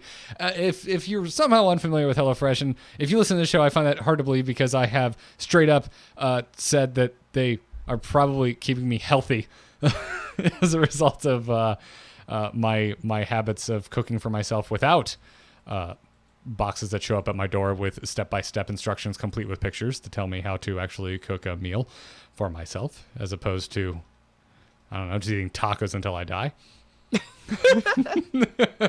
But they're the meal kit delivery service. They deliver insulated boxes made of recyclable material straight to your door. It just shows up on your doorstep. Your doorbell rings. Maybe your dogs bark. Look at Dills came prepared with a card. That's the Tuscan sausage and pepper spaghetti, which I made literally 2 nights ago, and oh my god, it was good, dude. I got the same box with the same meals last week. That I had it some the Swedish meat loaves. Those are also super good. We're making that tonight. I haven't made that one yet, but we it's so good. I love that we got the same freaking box. I just had some leftovers of the sausage dish for lunch. It reheated really well. And I am very full and content. Like I looked at it and I was like, oh, spaghetti. Yeah, I've made spaghetti. I know how to do this. And then I'm like, you know what I've never done when I've made spaghetti is put this super awesome sausage and like peppers and onions and this Tuscan heat spice, which was amazing. Like this was deluxe spaghetti, right? Like, when I make spaghetti, your mama's spaghetti. Yeah, when I make spaghetti by myself, it's just like spaghetti, sauce, meatballs, right? Nothing else. There's no bells and whistles. But this was just, oh my god, it was the greatest. Yep. And if you're out there being like, oh, sausage, man, I'm vegetarian. That's cool. They've got 3 plans to choose from. They've got the classic plan, which is what carnivores like Dills and myself are subscribed to. They've got the veggie plan for you vegetarians out there. They also have a family plan if you have a larger family and you need to cook meals for the whole group. So go and check that out. I also love it because I spend so much less time having to plan my damn meals out. I don't have to go to the grocery every week. And I just have more time to do more things that I love, like, playing Hearthstone or remembering to pack underwear for BlizzCon. It all comes full circle. I'm very passionate about packing underwear. Very, very passionate. By the way, most of the time when you make this stuff, it's all made in like one friggin' pan and you have one dish to wash when you're done. Which is my kind of cooking, man. I hate it when I'm done. I'm like, oh, like my whole who wants to do the dishes? Yeah, I don't. And half the time when I'm like cooking in one pan, I expect it all to come out like a cowboy cooked it. But somehow these one pan recipes, they look gorgeous. They come out afterwards. Yeah. I'm like, I could open a restaurant, except I would have to have like HelloFresh deliver a lot of boxes. You're like the HelloFresh restaurant where all my stuff is delivered and I just make it for you. Oh, a little upsell. Yeah. They're very supportive of many podcasts. They could open that up and just stock it with your favorite podcast hosts are going to be your waiters and cooking for you. That'd be fun. That'd be good. That'd be a good time. It'd be a lot of fun. Anyways. I'd freaking eat there. If you're in the sound of my voice, HelloFresh has an offer for Angry Chicken listeners. Go on over to HelloFresh.com/TAC60 and enter the code TAC60 when you check out to get $60 off of your first 3 boxes. That's $20 off of every box for $60 total. Again, for $60 off total, $20 off your first 3 boxes. Head on over to HelloFresh.com/TAC60 and enter the code TAC60. You're going to eat well and you're going to support the Angry Chicken in the process. We very much appreciate it, everybody. Now, let's get our last pre-BlizzCon crazy game story. Is the whole world gone crazy? You're in trouble now. You got it!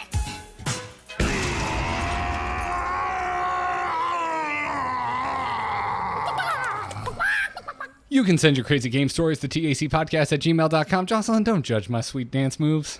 That was a ridiculous dance. I had a lot of caffeine this morning. I'm sorry. I didn't sleep particularly well, and now I'm a little wired. Fair enough. This email comes to us from InfoRogue, who says, "Greetings, exasperated egg layers. Dual Class Arena has returned, and boy, did it bring me a whopper of a crazy game story. It's been a solid 10 turns of back and forth Hearthstone action, and I, the Hunter Druid Rexar, sit at 11 health with a decent board of 4 minions equaling 16 attack, including a still divine shielded stone skin basilisk, as well as a powerful hand featuring Savage Roar and King Crush himself. My foe, the Mage Priest Jaina, is at 23 health per board, containing a lone hoarding dragon, which is a 4-mana 5/6 with Death Rattle. Give your opponents 2 coins. She's in top deck mode. Expecting a trade, my opponent instead goes face, setting me dangerously low at 6 health. I'm giggling because you guys should check Twitter and see what that. Oh, I retweeted it. Oh, did you? Okay, yeah. Google thought. Never mind. Google thought dirty things. Setting me dangerously low at 6 health and plays out her top deck card, Squashling. She echoes out 5-2-1s, healing to full in the process, and thwarting any lethal I thought I might have had with Roar and King Crush. So I thought. About 30 seconds into my following turn, I finally connect the dots. If I kill her Hoarding Dragon with my 1/1 Poisonous, it'll give me 2 coins, exactly enough mana to play out King Crush and Savage Roar, a 12 mana combo. And before I know it, I've gone from an unfavorable board state and a full health opponent to 33 points of damage straight to the face out of nowhere. The kind of crazy game story that only dual class Arena could provide. Happy Hallows End! Hello. Nerf King Crush. Hello. King Crush is too good. Yep. Oh, that's amazing. Especially with Savage Roar. Mm. By the way, we are living in a world where King Crush does see play now. That's kind of crazy. I know. Yeah. It makes me really happy. I remember dusting him at one point. Mm-hmm. I got him again. I remember never opening him and then having to craft him like a couple months ago. And I was like, why is this even my life? Right. I remember when I first started playing Hearthstone, though, I looked at King Crush and I was like, this card is amazing. You know, it's like, look at this. I drop it 8/8 and it smashes your face. Not only that, but the patient. amazing footsteps when he comes into play. Like, I know. amazeballs. He was one of the more like impressive like board entering animations in classic Hearthstone. Yeah, he came out with all his stompy goodness, and then he didn't win you very many games. But nowadays, you get him for essentially free. So hey, man, he won you plenty of games in beta when no one knew what they were doing. That's true. Yeah, back when people thought eye for an eye was good. Hey. I'm hoping to reminisce on early tech days with some early Team 5 folk at BlizzCon. It's gonna be good. It's gonna be good. Oh, yeah, it's gonna be weird. Who's gonna be there? It's like I don't know, man. There's no Brode, no Woo. Sad. No tomorrow. I know. Crazy. Yep. It's strange, man. It's strange. I mean, we Yeah, already your had XR, one. Your Danae, your Wayland. Yep. I'm hoping that this will be like the third BlizzCon in a year that I'm in line for food and Mike Danae is either randomly in front of me or behind me, and I'm just like, oh, hey, man, new stuff looks good. Like, it happens every freaking year, either in line for food or alcohol. It depends, but hey, I was thinking about it the other day too. It's like, no Holinka? Like what? Oh no. Well, Holinka That's why I'm is. not there. Holinka's I'm not back going to now. go back and tell Holinka's back. Oh, he's Holinka's back, dude. back. Yeah. He just went Is back he to the really? WoW team. Yeah. Yeah. What? Yeah, he just went back to the All WoW right, team. I'm back. All right, I'm back. Reinstall. Yeah, Holinka is back, but and Is then he like the first guy to come back? Everybody leaves and they stay gone. yeah, there's been a lot of he left to go to a mysterious unannounced Blizzard project, and Yeah, then he didn't leave Blizzard. Like Okay. Blizzard. He just left Sure. WoW, and then now he's back on WoW. yeah, it Alright, was that makes like Dustin Browder leaving Heroes. He's not gone from Blizzard. He's just not on the Heroes team anymore. He's on some top secret thing. As a matter of fact, Heroes just lost their second lead. Dabiri just left. He's still at Blizzard, but on some secret project. There's so much shifting going around at Blizzard right now. It's like making my head spin. But we have already had one BlizzCon without Ben Brode, if you remember. I think it was not last year, but the year before, and he had just had his kid. And he I want to know who the voice of BlizzCon is. Right? Because Ben Brode is we call it the voice of God at BlizzCon. Like anytime in between panels or there's like an announcer like, BlizzCon, please welcome to the stage. Whoever the hell it is walking up. Sometimes Ben Brode himself. But now he's not there. Even the year he skipped because he was a dad, he pre-recorded all the announcement stuff. So I wonder if do you think they contracted him? Like, hey Ben, can we get you in the booth for a day to record all of the Voiceover BlizzCon work? announcement? yeah. I mean, I'd be really excited. You know, that'd be a good little surprise. So.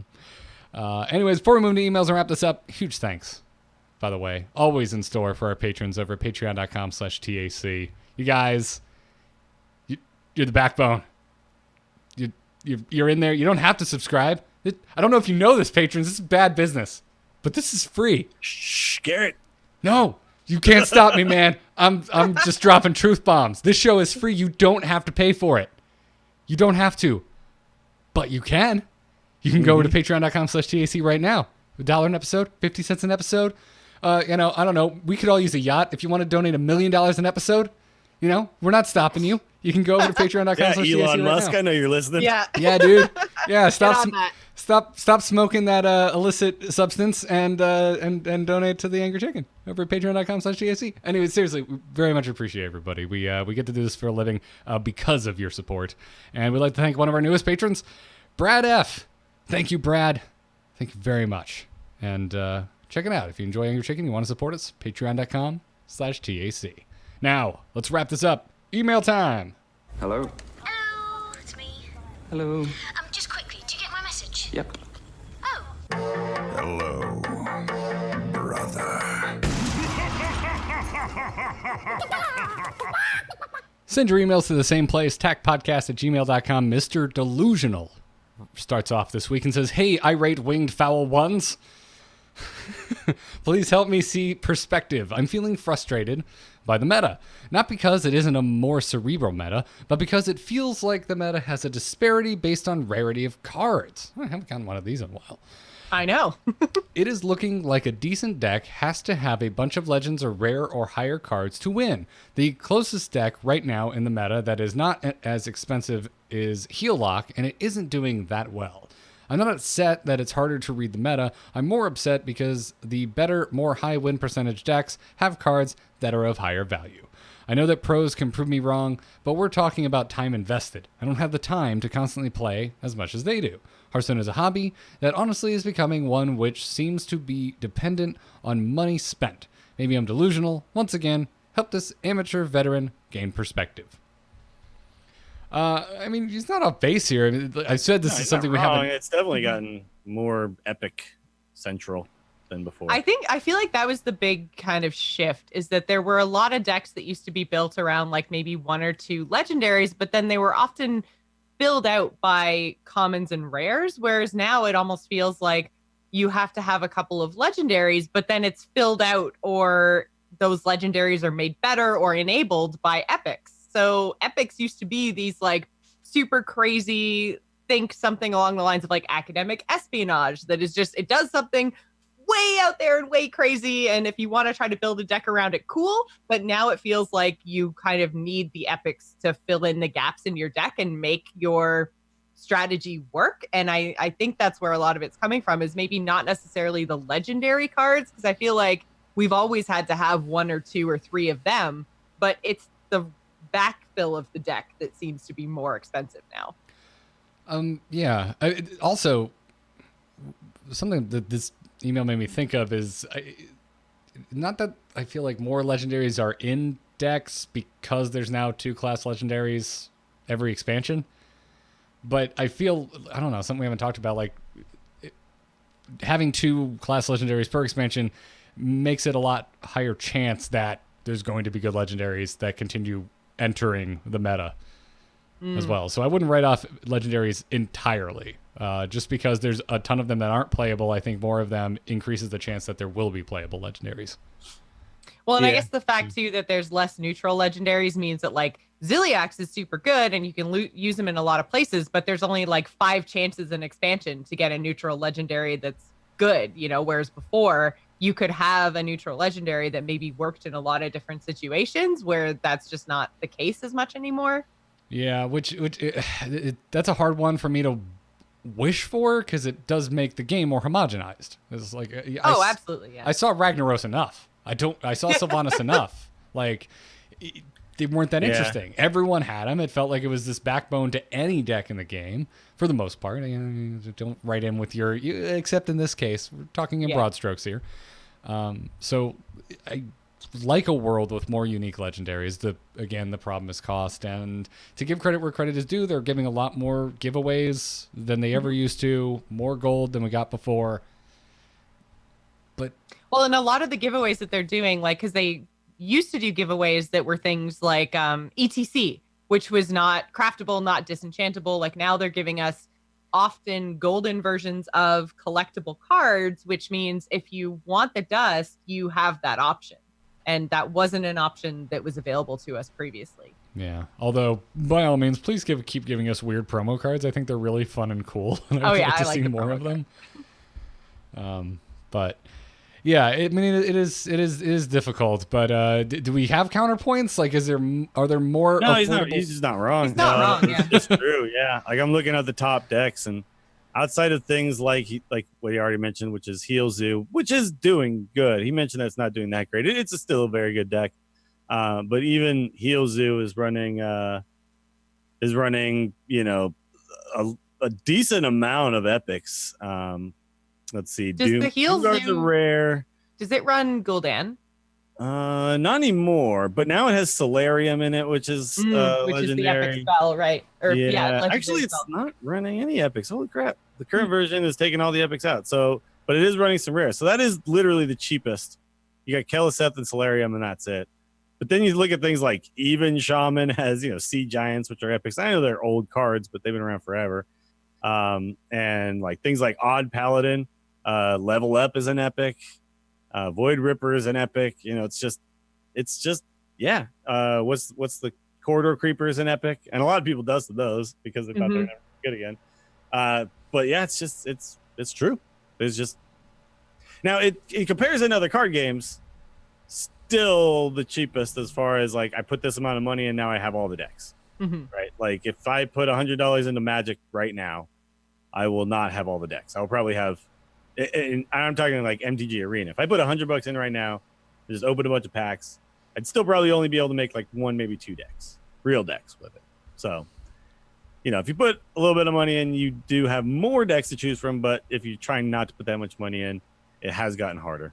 So yeah. I don't know what to tell you other than go grind some Arena. Like that's kind of the option if you don't want to put money in. Yeah, and I mean, chat room is saying Secret Hunter is pretty cheap, but again, a couple of legendaries. So a couple of legendaries, and I think is Rat Trap an epic? Rat Trap's an epic, I think. I think so. Yeah. So there are still those epics out there. Yeah. And odd decks are. I think it's worth mentioning that those are neutral legendaries, and there's more than one odd. Yeah. So it would be something I might recommend investing in as you are building over time, because once you have Baku, Odd Rogue isn't crazy expensive. No, Odd Rogue is actually pretty chill. You don't too. have to have the Blood Knights, especially now. No, you can cut them completely now. Those are two epics. Plant Thug is one of the most important cards. It's a basic. I will say, odd and even making those two legendaries, you can generally find a budget version of those decks that'll be decent. I do wish that Whizbang came with better decks.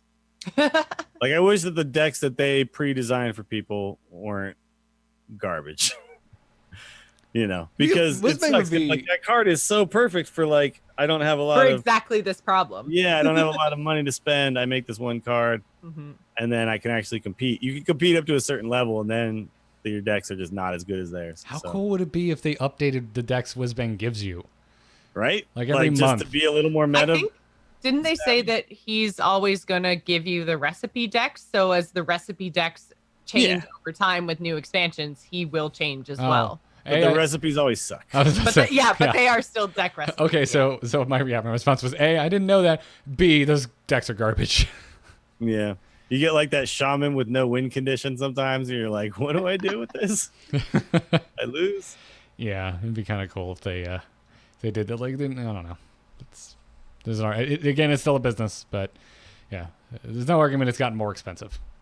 Yeah, it has. It just has. Yeah, just straight out. Like the Boomsday, I bought both packs or both like pre-orders that you could, and I have one of the worst hauls I've ever had, and it felt terrible.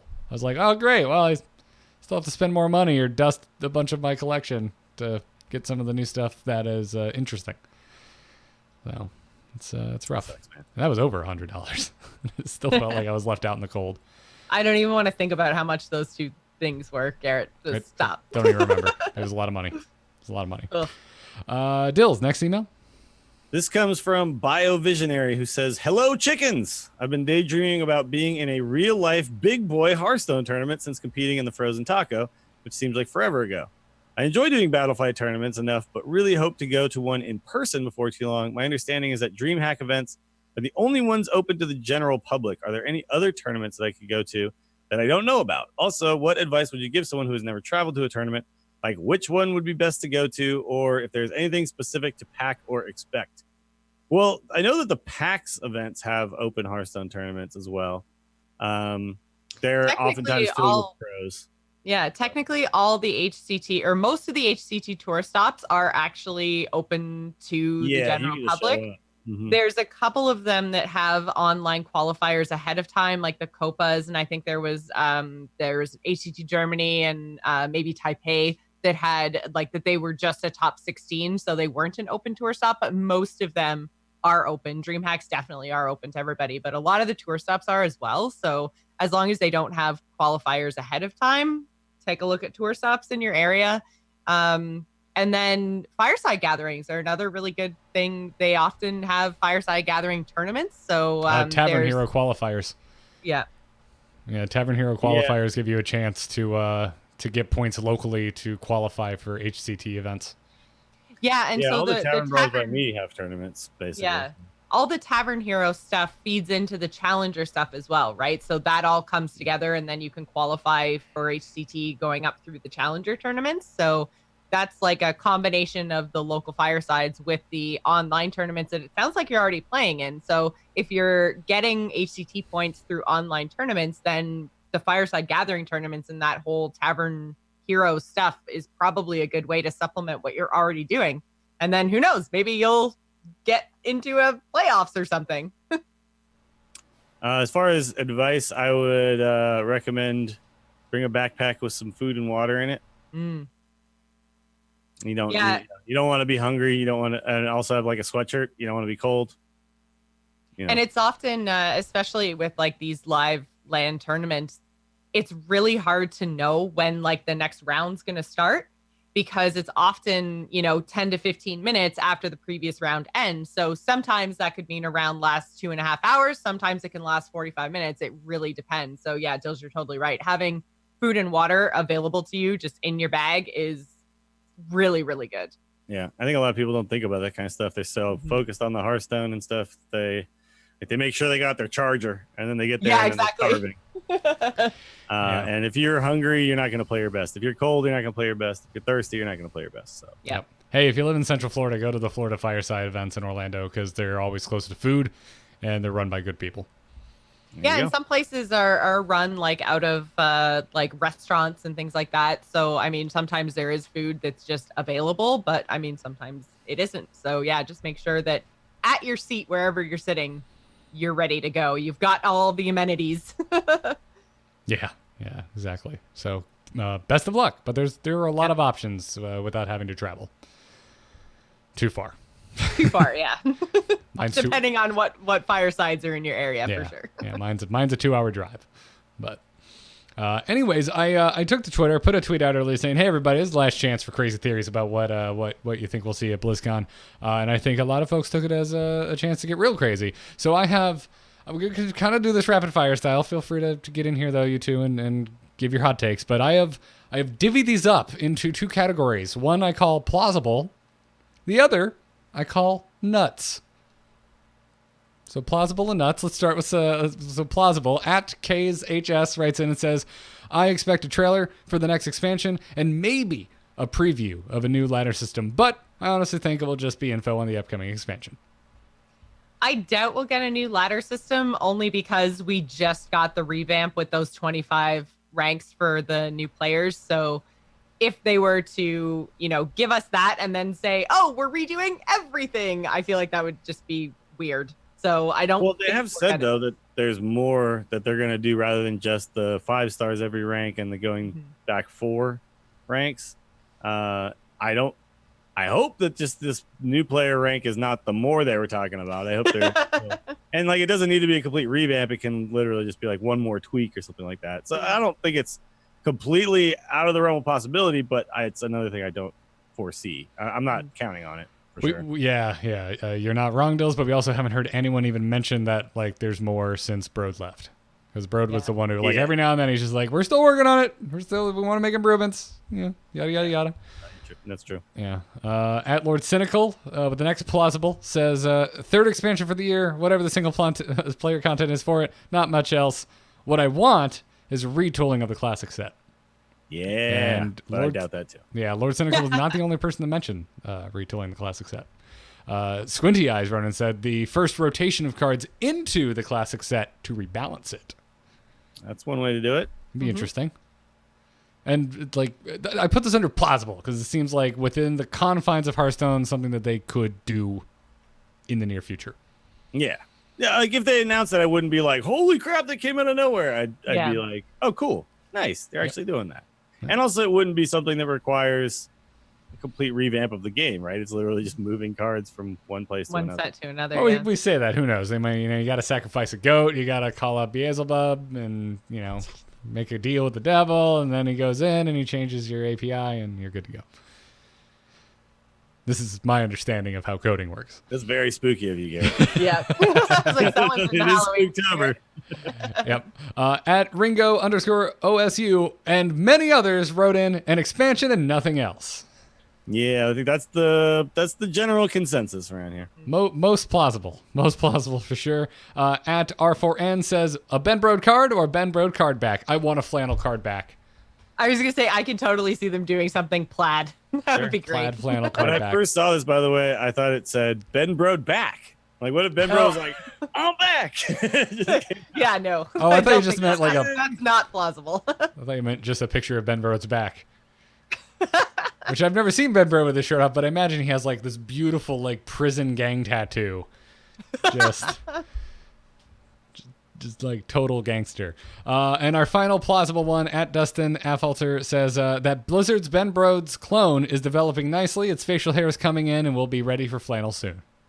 I love that you put this under plausible. Yeah, it's our last plausible Blizzard is cloning Brode. It's our last plausible one. I mean, they just did all that science. Yeah, true. It was Eric's cloning gallery, so yeah. Yeah. Kosek is basically a mad scientist. Who'd you liken him to, Jocelyn? Doc Brown. He's like Doc Brown. Yeah. I think he's been back there creating a flux capacitor to clone Ben Brode. That's what's happening. Just like, fine, if you're gonna go make a new game, we're gonna make a new Ben Brode. Well, the copies of their DNA is in all Blizzard employees' contracts, right? So yeah, they own Brode literally. Yeah, they've got those like CO2 stations that were in Jurassic Park. You open it up and there's like a Mike Morheim, there's a Chris Metz, and there's you just and in there Newman from Seinfeld is just trying to steal it and start his own video game company. It's great. All right, for the nuts predictions at Dabblewabba says, tournament mode, the way we wanted it. Hey, you said crazy, and it doesn't get any crazier than them saying it's dead and then bringing it back to surprise us. You're right. It Zombie mode. That would be the ultimate troll right there. They're Yeah. like, just kidding. We've been working on it the whole time, and it's amazing. Ad Ocularis says, following World of Warcraft, they will introduce vanilla Hearthstone, but it will include GVG. So yeah, Hearthstone Classic. Hearthstone Classic, yep. For an extra $15 a month. Yeah. I'm not sure they would call it vanilla Hearthstone, but an extra format like this, maybe with rotating sets and weird combinations we've never seen before that have never been standard format, that would be cool. Mm-hmm. I'd be very in on that. At Some Gave All says, Warmlight Oracle, Warmer Lock, Battle Cry, each person discards 2 cards. Warm Light Oracle. I like it. I like it. I like it. At Shareable Texas says, Hearthstone Pro, exclusive computer edition of Hearthstone, more advanced than mobile. We can only dream.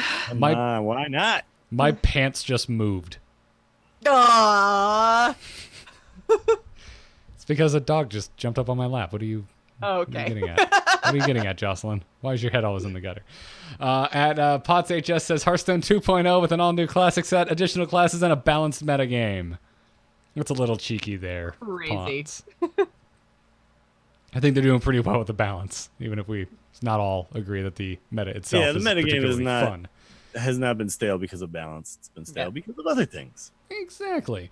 And then finally, at Adam Estroff says they are buying Eternal, the card game. All right. I'll throw in a crazy one. Okay. They announced that they will use other Blizzard IPs. Ooh, interesting. You know, when they said StarCraft cards. when they said way back in the day that Hearthstone was going to be a like Warcraft oriented game, that was within like 6 months or a year of them launching. I wouldn't be surprised. It was a long time ago. And like, I mean, we've been talking about it and we've been joking about it all through this episode, but the old guard of Hearthstone is kind of gone now. You know, we don't have Woo, we don't have Road. Like a lot of people have left the game. All and sorts of new ideas in there. there's all sorts of new additions. I mean, Chalky's in the mix now, and they've kind of rolled over the staff in a lot of cases. So there could be some different ways of thinking now, and they might be open to bringing in different expansions. Like, what if the big Diablo announcement is actually a Hearthstone announcement, and it is that Diablo is coming to Hearthstone? I mean, think about it. We have these dormant, like, portal-y type cards already now in Hearthstone. Yeah. So, yeah. Could be. So get a necromancer class. Actually, that would be the other. If I'm just gonna say something crazy that can't happen, a 10th class in Hearthstone. Monks or demon hunters. Yeah, Death Knights. If it was I guess going, it kind of had Death Knights. if it was going to happen, it would have to happen at the same time as a revamped classic set. probably because you'd have to add a bunch of new classic cards essentially, and Oh, that'd be so slick too. They're just like, and here are some of the new classic cards, and there's just one with like a different colored border that nobody recognizes. Right? And, and they just play it up. They're like, hey, Danae, do you know what that is? No, I don't know what is that. What is it? And they click it, and then there's like some big ass cinematic, and you know, people come out on stage and freaking cosplay of whatever the hell it is. You know, Diablo Necromancer or a Demon Hunter from World of Warcraft, whatever the hell it is, and just be amazing. He's so good. So what's the? They'd have to add 3 classes though, right? They can't just add 1 because of the visuals of the way the classes are set up. It has to be rows of 3. So yeah, okay. But if so monk would be what, like a light green, lighter than hunter? And then they're kind of like an aqua kind of color. Black. Stop giving them outs, Jocelyn. I'm ashamed right now. And then Demon Hunter is purple, right? Which purple's already warlock, but you could make it. Well, they're like a bright pinky purple. Purpley pink, whatever that it is, right? Yeah, like Netherstorm pink. Yes, like Jared's Fuchsia. background. Yeah, my background, fuchsia. Demon Hunter purple. By the way, did anybody see the Reddit post about how the next expansion, the little artwork for it is actually it's like they either reused something from the Ungoro card pack, the card back, excuse me, like they reused that actual little piece of rocky artwork, or it might hint back to something that is Ungoro related. Interesting. I kind of hope they don't go back to Ungoro. I hope it's something different. Yeah. But I don't think they would ever like go back, but I mean, it could be like something where, I don't know, it ties in, I guess you could say. But anyway, it's literally like they use the exact same rock circle that goes around the thing from the card back. It's also possible, and I'm not saying I do this if you ever contract art from me, that they were just reusing some assets they had already taken the time to create. Yeah, that's probably what it was. They're like, we already have this little rock thing. We'll just put that in there with a different color. Yeah. That's also very possible. But yeah, Ungoro seems like a strange place to revisit. People loved it though, so you know. It was good, but joy, more discover, I guess. Like, just give me something new. Yeah. Give me something new. And by the way, not that I'm like jumping at the chance to poo-poo on a collide. Like, I would be so excited to see like a StarCraft board and a Diablo board and all that stuff. But at the end of the day, it's just different art for mechanics and designs they were probably going to come up with it for anyway. So I hope whatever if there is a big surprise, that it's got a bigger impact on the actual gameplay than that. Gameplay first, Blizzard. It's on your compass around the orc statue. I think. I might be misquoting. But anyways, that's it. Thank you, everybody, for your tweets. Thank you, everybody, for your emails. Keep them coming to tacpodcast@gmail.com. Huge thank you to our patrons over at patreon.com/TAC. That is the best way to support this podcast. And traveling's expensive. So anyone who signs up after this episode, thank you. Thank you very much for supporting us over at patreon.com/GAC. Huge thanks to our producers, Declan H, Sean C, and LVE. You can get tax swag. You've got t-shirts over at shirts.amove.tv. You have custom etched glassware like pint glasses and whatnot over at etch.amove.tv. By the way, I ordered a test print of some stickers. So I have exactly 40. I have exactly 40 Jobs Done Angry Chicken t-shirts, same design that's on the shirt that I ordered a test print for at BlizzCon. So, you know, if you see me and you want a Jobs Done sticker, there's not that many. So come find me. Get on it. I'm telling you, man, we still need to make that little like peel on, peel off overlay so that you can put on your iPad that covers up your opponent with like a picture of one of us being like, "You're doing great. You got this, dude." I don't remember you ever suggesting this to me. No, this is amazing. Like, what are you it's talking like one about? of those things you can put on and then take back off, and you know what I'm talking It's a about? screen protector. You're basically put it on your iPad, and it's got like maybe something where it's like, "Hit me here." And it's like, oh my god, I didn't know. Oh, dude, we need to do this. I am the place. Yeah, we need to do this. I am the place. Oh my god. Oh, that's so good. That's so good. Chris says, "Well, Thursday includes talking Garrett." I'm gonna see you, dude. You're gonna come to freaking Con Before the It's gonna Storm. be easy. Come to It's the gonna be easy meetup to on find Friday night. It's easy to find me. It's very easy to find me. I know you're planning to come to the meetup because you asked me, "Hey Garrett, how paper magic friendly is the bowling alley?" And my answer was not very. There's some tables. Without me there's probably not gonna be that many people playing pool, so you can just play on the pool table. There you go. I'm sure the bowling alley would really appreciate you taking up the pool table from other patrons to play some magic. Anyways, that's that. Go check that out. Come find me at BlizzCon. We're usually live Tuesdays at 4 p.m. Eastern. Obviously, today that's not the case because, Jocelyn, you're already starting your travels tomorrow. I'm starting my travels on Wednesday. Dills are starting your travels even later, and they're not even BlizzCon related. Jocelyn and I will, at some point, be doing an Angry Chicken from BlizzCon. We don't know where because apparently there's no guild hall this year. Mm-hmm. So... What? Yeah, no guild hall. Yeah, no guild hall. Well, then I'm not coming. So we'll probably, I don't know, just record in a room, and Katie will just be pouring bourbons in the background the whole time. It's going to be great.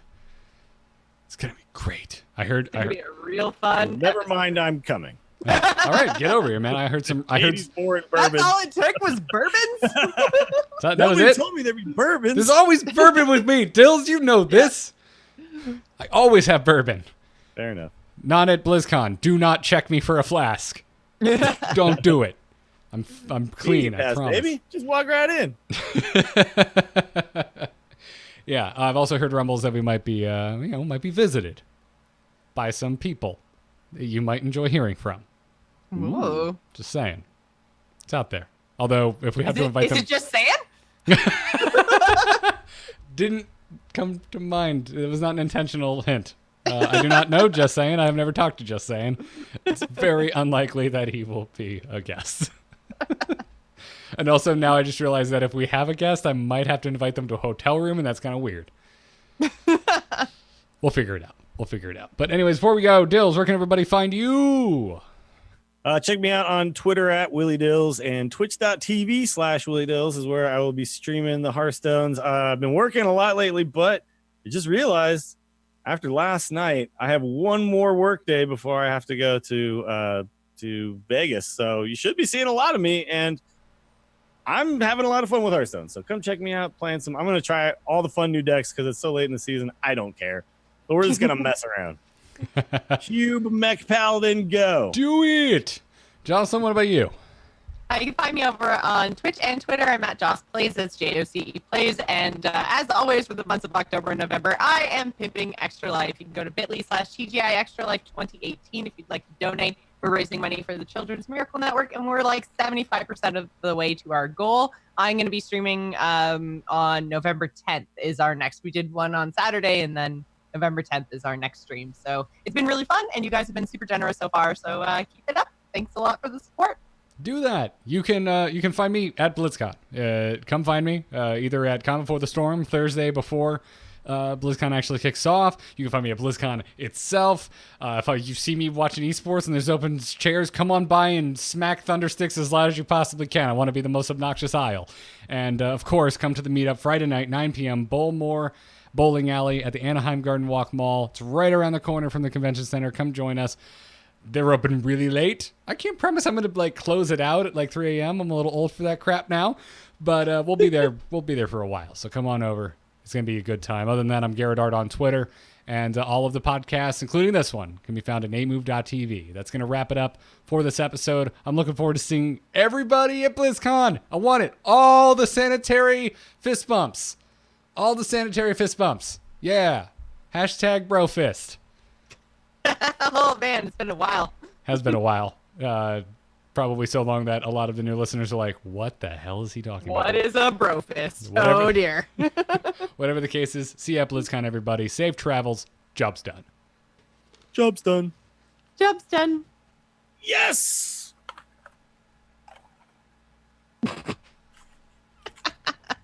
Happy Halloween! Hashtag beard fail. That's this guy's signature move. Turn sideways. Killer tilt. That's what my dog does at me too, by the way. Looks at me like he wants to murder me. Oh, the green reflections become see-through. Whoa. Oh, the chrome finish is cool, man. All right, I got to get ready for another podcast today because we moved to Monday. So I got to do my wrestling show here in a little bit. So anybody who likes wrestling, come back in about an hour and 15 to my channel. I'll see everybody there. Bye, everyone. Guys.